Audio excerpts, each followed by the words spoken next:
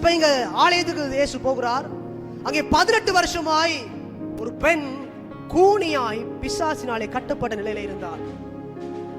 18 வருஷமாய் அவளால் நிமிர முடியல, கூனியாகவே இருக்கிறார் அந்த பெண். இப்ப இயேசு அவளை தொட்டு சுகப்படுத்துகிறார்.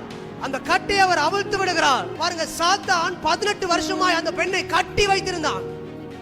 நிமிர்ந்து பார்க்க முடியாதபடிக்கு, நிமிர முடியாதபடிக்கு கூனியாய் அப்படியே 18 வருஷமாய் அவன் கட்டி வைத்திருந்தான். எனக்கு பிரியமான தேவனுடைய பிள்ளைகளே, நீங்க எப்படிப்பட்ட கட்டில் இருந்தாலும் தேவன் உங்களை அவிழ்த்து விட போதுமானவராய் இருக்கிறார். விசுவாசித்தால் ஆமென் என்று சொல்லுங்க.